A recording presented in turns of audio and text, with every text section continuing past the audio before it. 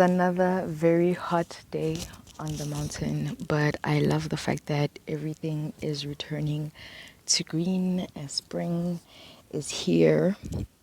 Or was, well, I mean, it's in October now, so spring has been here.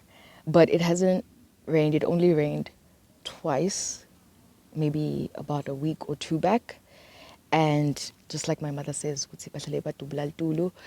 yesterday it tried to rain, but it didn't really, it just drizzled. We need the rain. I like rain, so I wanted to rain. I wanted to rain. But anyway, I really like watching faith-based movies or like some of these very thought-provoking movies.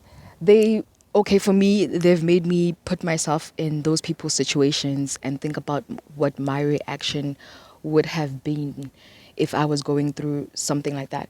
And some of these movies are based on true, like reality, someone's actual story. This happened to somebody. So some of it you think, oh man, I could have avoided that, and that person could have avoided that. And they even say they accept the fact that they could have avoided that because they've got continuous warning about it. But it happened and they learned, but you know, they came out stronger at the end after experiencing all of that. And then you think, first, it makes me very grateful for the fact that I don't go through such detrimental trials.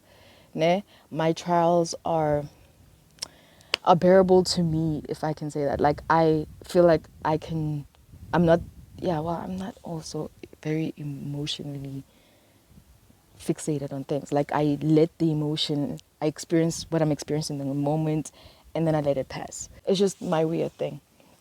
One of the really, okay, well, I could, because I've watched it so many times, and probably every time I want to have a marathon to a session, because I like marathon based. I like movies that have like that are sagas like Pirates of the Caribbean and The Lord of the Rings and the Harry Potters and all of those, because also they're fictional, which makes it there's no limitation to what they can think and do, and I like those type of things.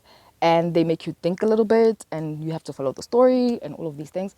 So I like those things, and the fact that they are follow-ups to what's happening. There's always another thing. So I like that. Even though I've watched the movie so many times, I know the words now to the movies. I have found a Christian-based or faith-based movie that I have the same attachment to that I have for these other movies. Because I always watch The Lord of the Rings when I'm sick. I don't know why. I do. I just do. When I'm sick, I put on The Lord of the Rings and I let it go. Oh, it's The Lord of the Rings and The Hobbit all mixed in one file. So I want to watch the first Lord of the Rings and the first Hobbit right after each other, just like that, just like that. Or even, but you have to pretty much, I would say, watch The Hobbit before watching The Lord of the Rings. But I like watching them like that. Although I would say most times, because I watch them when I'm sick, they are watching me.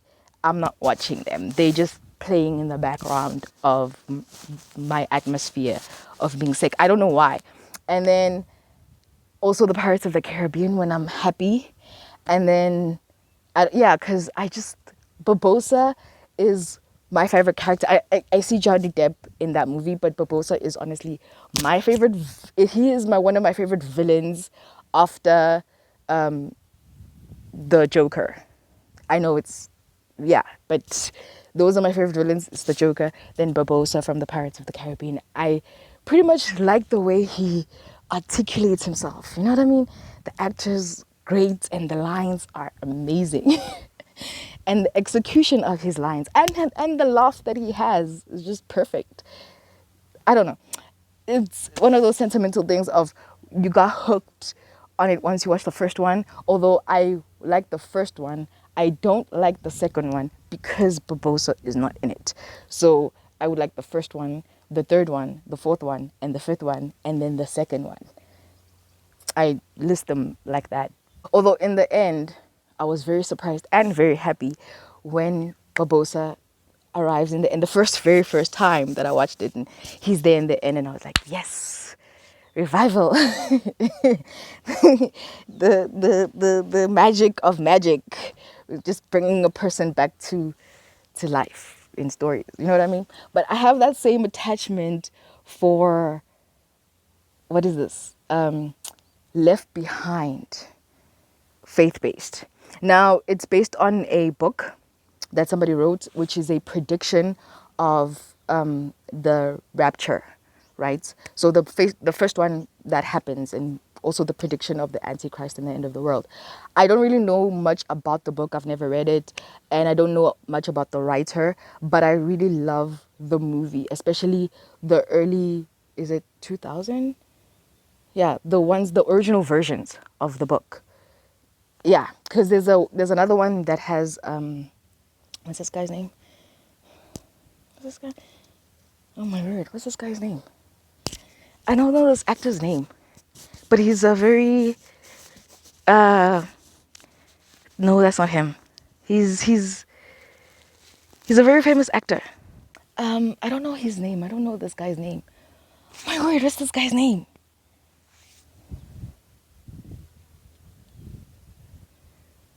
I've forgotten this actor's name, but he's a famous actor and he has a version. But in his version, they spend majority of the time in the on the plane.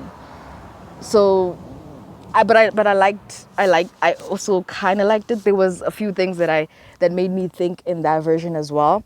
And then there was the one they released this year. I think it's called The War of the Antichrist. That's the one that they released this year, and they all made me think. But I do prefer the first one. So if you want to watch Left Behind, I would say watch the original first ones from the 2000s. And I think they have a third one that came out later after the 2015s, I think, around that time. But all of the 1, 2, 3 section is it's yeah, for me it was a great movie. Also because my aunt has the original DVDs of those ones, so I got to watch them on DVD, and then I watched them. I think they're on YouTube. Yeah, they are on YouTube, so you can watch them on YouTube. I was gonna say what I learned from those movies, especially Left Behind. With Left Behind, it made me think about the fact that some of us are gonna get left behind if the rapture happens in the way he predicts. If it happens like that, some of us are gonna definitely get left behind for really stupid things that we don't realize are problems that will get us left behind. And and I think forgiveness is one of the biggest ones that will get a majority of us left behind, because if God calls for us to forgive the way he forgives, né? As people, sometimes we have, especially I'll talk about myself necessarily, when I forgive you, I feel like, okay, I forgive you, and I don't necessarily wanna, like, I have this thing of, I don't like it when I apologize to someone and then they say, I forgive you and I'm accepting your apology and all of these things, and we move on from it, and then 2 months later they want to throw it in my face. I like, then don't forgive me. Then that's not forgiveness. Don't forgive me if you're going to use it as ammunition to attack me later on. And that's what I mean. You know what I mean? To some of us, we've built these sort of walls and protection mechanisms to keep ourselves protected from people we feel are toxic. I forgive you. You've done something bad to me. I forgive you, but I don't want you in my space because you are not good for my spirit. You're not good for my space, and you're a very toxic person. So I forgive you, but stay over there. And if God calls for us to forgive the way he forgives us, he never says stay over there. He wants you closer to him when he forgives you. He says, Guti, your sin and his where he stands are literally east and west. Like they become so far, he doesn't even remember what you did. But we have that thing of, Guti, oh, I forgive you, but I won't fully necessarily trust you anymore because I know you might do it again. Like we have all these all these things that we've put up as protection mechanisms, or what we feel is to protect ourselves. We say, okay, I can move on from that, yes, but as a person, I will make a mental note in myself, on my mind, that would say, you're not reliable, you know what I mean, you're these things.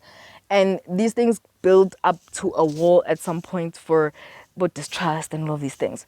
And we don't see it as a problem to say. I remember there was a lady who did a sermon as well at my church, and she talked about her situation with her family. You see, she is the first full believer in her family.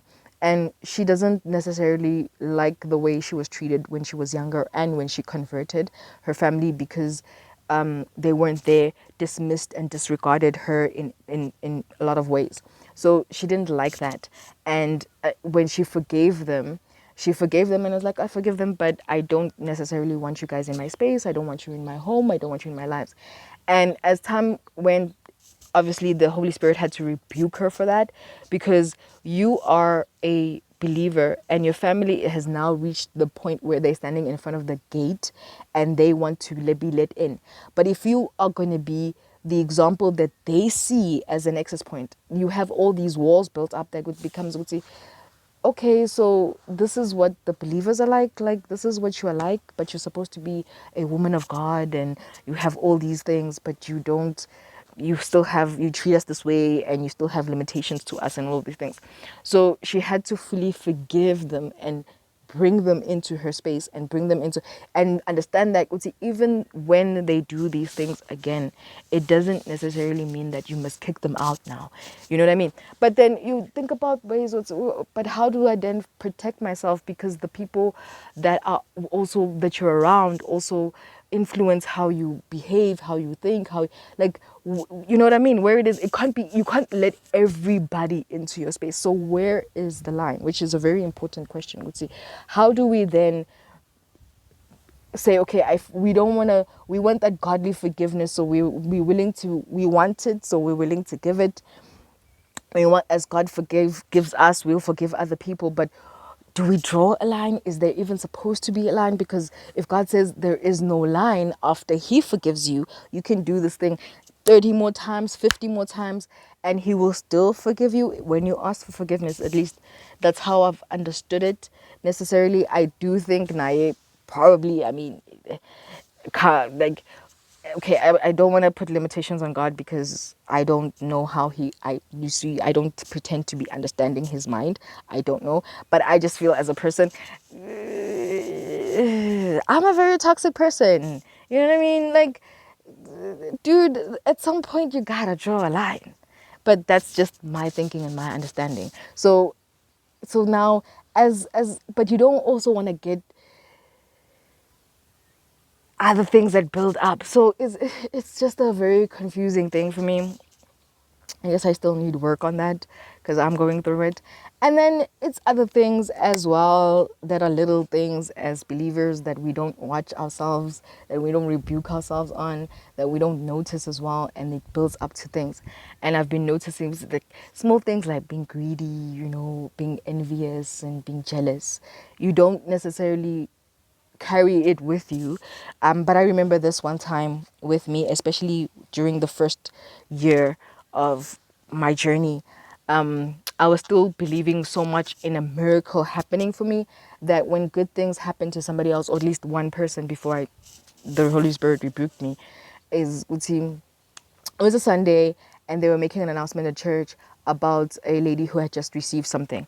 You know what I mean? And this is an amazing thing for her. It's opening so many doors. Her life is about to change. And I'm like, and the first thought in my mind that came was, damn, good things don't happen to me. You know what I mean? But good things, like a lot of good things happen to me. But that was my first thought. And then because we were congratulating the person, had to be clapping hands and being smiling and being all of that. On the Monday when I took my walk and I was having the conversation, it came up of Wuti, but why was this your first reaction? Why are you diminishing the accomplishment of this person? Why did you feel like you deserve it more than this person? Like you're dismissing every other thing, or you don't even know this person really. You don't know them. You don't know what they've gone through. You don't know what they've done, but you immediately feel like they don't deserve for something good to happen to them. If something more, you are more deserving of that thing. Why? And then a lot of good things happen to you. A lot of good things happen to you. So that was something that happened, and made me realize we see these are spaces of, or little cracks of jealousy, envy, and greed, and just, yeah. And And you think, yeah, oh, of course. But then also made me think about the criteria of what gets you in. You know what I mean? And honestly, in our time, the criteria has definitely been diluted into a lot of versions. Some people think that just believing is enough. Some people are like, believing and works. You must have action. Like God looks at that. You must also have receipts to show when you get there. It's, hey, like this is your passport that gets you there. And some people, you know, they have it's all these different reasons that I've heard necessarily from different perspectives. And I don't necessarily dismiss everybody because they're not wrong. But I'm just thinking, Gutsi, I feel like even with the Ten Commandments, the first time when I heard them, I felt like some of the commandments deserve more attention than others. You know what I mean? Some of them are worse. You know what I mean? Because I'm a type of person who does tell little white lies, or I used to. I'm trying to watch that. Yes, forgive me, Lord. I try to yes. So I feel like lying doesn't necessarily deserve the same punishment as a murderer or a thief, or you know, those type of things, like a rapist. I feel like all of these things are not on the same criteria. But again, that is just me. And they say, Mutsi, the Lord has one scope to all of these things. And you as a person feel like, come on, God, like, come, little white lie versus killing somebody. Those are, be for real. You can't send us to the same, but please tell me there are also different levels of hell as well, because I cannot be in hell with murderers and rapists. You know what I mean? That's how you defend yourself. See, I'm not in the same category as them. You know what I mean? But when you go to jail, they all go to one jail. So yes, when you go, I don't know. I have never been to hell, so I don't know how they work. But you just, yeah. So sometimes I have those moments where I feel like, yeah, no, man. Especially every time I watch this movie, you would see I'm definitely going to get left behind, and it makes me pray so hard during those times to say, please, Lord, do not leave me here with all these people, because I see the chaos that is going to happen during that time. I mean, this what's happening now in the world feels like just the spark to the fire. Everything that's happening is sort of building into the right storm, I would say, for this to sort of manifest or happen. And in that space, I see the chaos in it. I see all these, yeah. Please, Lord, please, please, please take me with you. Take me with you. I don't want to stay here. And that's kind of how I feel every time I watch this movie. And I also watched Nicolas Cage. That's his guy. That's the guy's name, Nicolas Cage. I watched the version with Nicolas Cage, and I watched the 23 release. Someone pointed out, see, they said the Euphrates River has, you know, underneath and it's dried up. It doesn't necessarily say that they need to be definitely released. You know, like someone has to go and say a chant. Maybe someone does have to go and say a chant to release them, but it says they dry up. They could already be released just by the river drying up. I'm just saying, because he equated the river drying up with sort of a couple of things that happened, including the launch of AI, to what might possibly be the demon's tool set. Do you get what I mean? So it was kind of interesting. And I watched another movie. I also want to talk about this other movie that I watched. I don't think it's real. It was just based on demon's perspective. I suggest you watch it, because I just necessarily don't watch it if you feel like you don't want to talk about demons or how they operate, or yeah. But it gave me a thought process to the mind of necessarily how demons would think and function, and it opened up a level of my thinking that didn't consider them before. I don't want to mess around with demons. I don't. Yeah, no. But I just think, I've never considered their perspective of thought and function necessarily. Is that, yeah? I do suggest that you watch it, and I will be talking about how I feel about it in the next video, I guess. Because I don't want to make my video too long. But anyway, guys, thank you so much for watching. Wanna hear me more, rant more a little bit about the movies that I've watched?